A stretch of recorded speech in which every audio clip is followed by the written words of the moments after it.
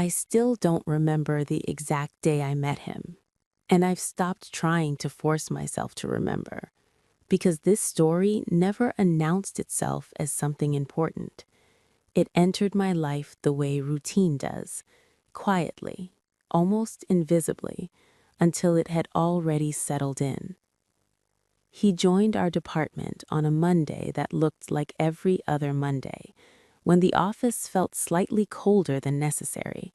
The printer refused to cooperate, and someone joked, half annoyed, half resigned, that nothing ever worked properly before noon. He sat 2 rows away from me.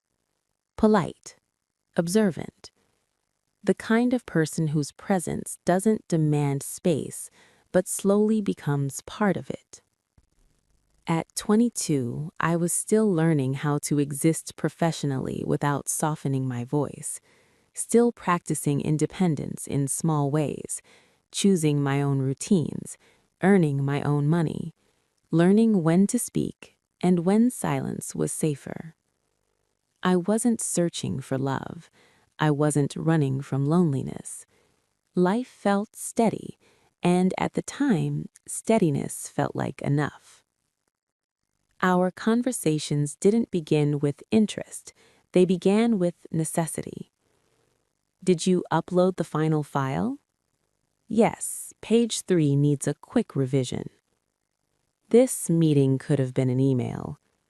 He smiled slightly. Most of them could. One afternoon, when the hours stretched longer than they should have, he asked quietly, "Coffee?" I looked up. "Now?" "If you're free." It wasn't an invitation dressed as interest. It was neutral, comfortable. We stood near the pantry as the machine struggled, and after a few seconds of silence, he said, "Long day?" I shrugged. "They all feel long lately." He nodded, not trying to fix it. "Yeah, I get that." That was it. No advice, no commentary. Later that week, while walking back to our desks, he said casually, "You mentioned your mother's health last time. Is she doing better?" I stopped walking. Not because it hurt, but because I hadn't realized I'd spoken about it. "Yes," I said after a second. "A little." "I'm glad," and didn't ask anything else. That restraint stayed with me. I told myself it was kindness, and maybe it was.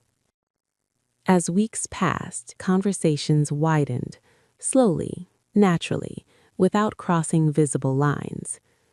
During one late evening, while packing our bags, I sighed and said, "I feel tired even when I've done nothing wrong." He looked up. "That's the kind of tired rest doesn't fix." I laughed softly. "You sound like you've thought about this." He said, "I have, more than I admit." Another day, sitting across from each other during lunch, I said half-jokingly, "I overthink everything. It's exhausting being inside my own head." He didn't smile. He considered it. Thinking deeply isn't the problem. Not being understood while doing it is. That sentence landed somewhere deeper than I expected. Not romantic, just accurate.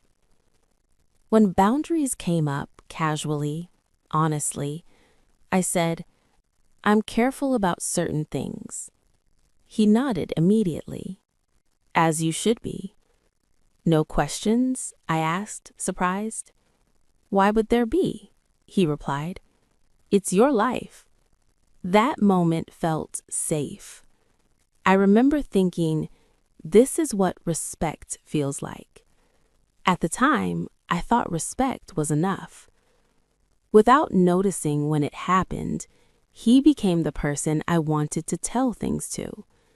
When a meeting went badly, I messaged him, "Do you ever feel like you spoke too much?" He replied, "No, I think you spoke honestly." Once, after a difficult day, I said, "I don't know why this affected me so much." He responded, "Maybe because you care more than you let on." There were nights I typed messages and erased them. Is this too much? Is this unnecessary? Sometimes he replied late. "Sorry, long day." And I'd say, "It's okay." But it wasn't entirely. Nothing had changed outwardly, but inwardly I had begun to lean. Not fully, just enough to feel it when the support shifted. That wasn't love, but it was attachment. Quiet, unannounced, and therefore harder to guard against. Distance didn't arrive suddenly. It arrived politely. Shorter replies, busier days, conversations that stayed on the surface. One evening while leaving the office, I finally asked, "Have I imagined this change, or is something different?" He stopped walking. Not defensive, not uncomfortable, just thoughtful. He said slowly, "I think we connected emotionally, and maybe neither of us defined what that meant." I nodded, swallowing the weight of it. "I didn't intend to confuse you," he added. "I don't think either of us did anything wrong." That was the hardest part, because he was right. There was nothing to argue against, nothing to accuse, only something to accept. That night, I sat alone longer than usual. No tears, no collapse, just a quiet heaviness. When I told a friend, she said, "At least nothing physical happened. You're lucky." I smiled. Yeah. But inside, I thought, something did happen, just not where you're looking. I had given emotional access without asking for permanence. He didn't take it. I offered it. Healing didn't arrive dramatically either. It came in pauses, in moments where I almost reached for my phone and didn't. In mornings where I asked myself, why do I miss being understood more than I miss him? That question stayed. One evening, talking to myself softly, I said out loud, "You didn't lose anything. You learned." Another day, I admitted, "I didn't protect my emotions the way I protected my body."